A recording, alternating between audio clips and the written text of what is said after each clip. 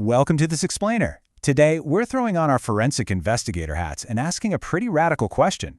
What if the ancient texts we so often dismiss as biblical fiction or just plain fairy tales aren't myths at all?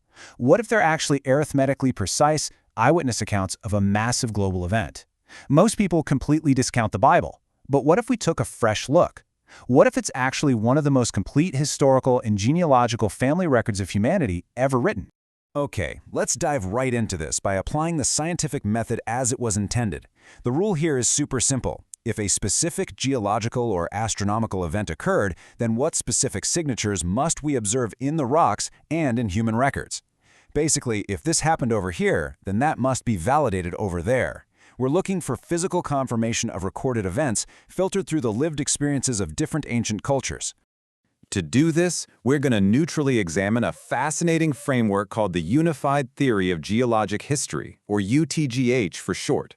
It argues that we can verify ancient documents by matching their claims against massive geologic and astronomical anomalies, specifically a single catastrophic rupture event that reshaped Earth's surface roughly 5,300 years ago, and that the survivors actually documented it. Let's start with the rocks themselves. Our first piece of physical evidence is what's known as the polystrate fossil. We're talking about massive fossilized trees standing perfectly upright, punching right through multiple layers of sedimentary rock. They're found all over the world, and honestly, they present a massive forensic puzzle. Now here is where the different frameworks really diverge.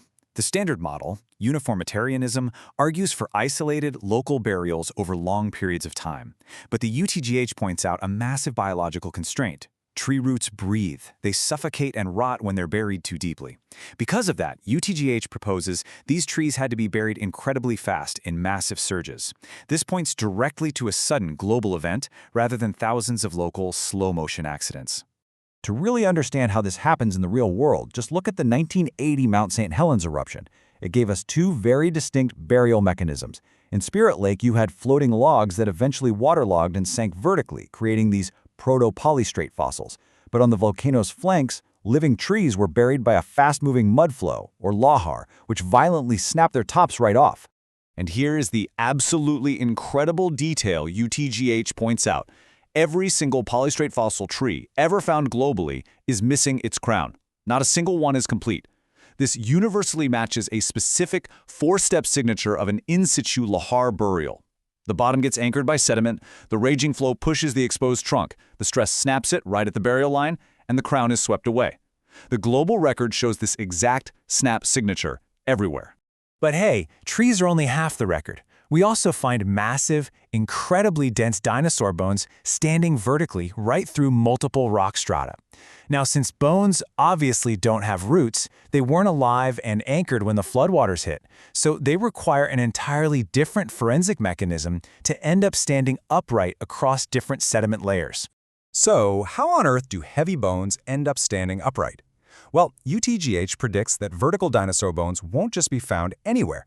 They'll specifically cluster near tectonic mountain-building zones, places like the Morrison Formation just east of the rising Rocky Mountains. Because to sink a bone like that, you need a very specific energy source. That energy source is seismic liquefaction. Think of it like shaking a jar of mixed nuts. The heavy Brazil nuts sink right to the bottom, right? During mountain building, continuous massive earthquakes shook the wet sediment until it temporarily acted just like a liquid. This allowed dense dinosaur bones, which had been swept into the basin by floodwaters, to sink vertically before the ground locked into solid stone. All right, let's look up. If this massive global rupture actually occurred, violently ejecting millions of tons of water and rock into space, it absolutely must have left an astronomical signature. Let's apply our scientific method again. If the Earth fractured, what happened to the debris? According to the UTGH model, that hypersonic ejecta literally bombarded the near side of the moon.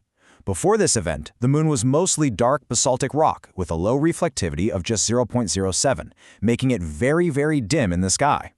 The sudden bombardment coated the near side with bright silicate powder from Earth, instantly jumping its reflectivity to 0.12 and completely transforming it into the bright nightlight we see today. And this brings us right back to our ancient texts.